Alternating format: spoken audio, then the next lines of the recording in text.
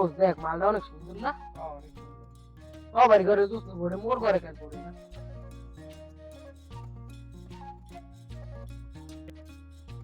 দোস্ত দেখ দেখ তোর দোস্ত না দেখ, দোস্ত না না, মাল মাল পুরাই আর মাথাই নষ্ট। তোমাদের ঘরে কি মা বোন নাই? মা বোন খালা সবই গেছে, খালি কামের পুরোটাই নাই। কিসব বদমাইশ? আল্লাহ। দোস্ত দোস্ত আমার এই লাল বাদুরটাই লাগবে। আচ্ছা ভাই তোরা থাক, আমি যাই। দোস্ত এগুলো ঠিক না, মায়া মানুষ দেখলে এগুলো করতে হয় না, তোরও তো বই না। জ্ঞান দিস না যায়নি সস্তা, ভাই যদি বুঝ নাই বউ হইবে কেটা? ভালো লাগে কইছিলাম। যা যা।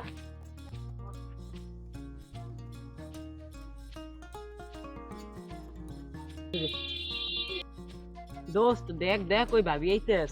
কই কই?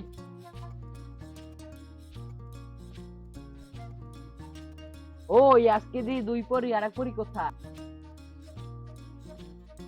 সে বদমাস, তোর বোনও তো হতে পারে। বোন না বোন না, তো বোন হলেও চলবে, আমার কোনো সমস্যা নেই। দোস্ত দোস্ত তোর বাড়িতে এখনো আইছিস না কেন? তোর ভালো লাগতেছে?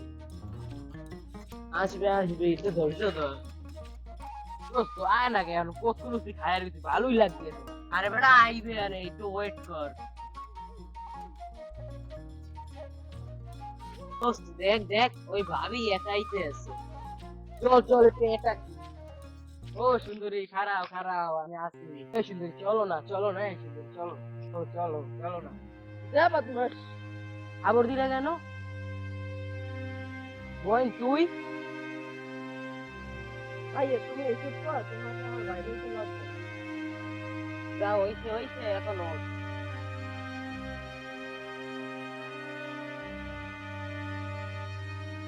দোস্ত আমি পিছ থেকে সবকিছুই দেখি।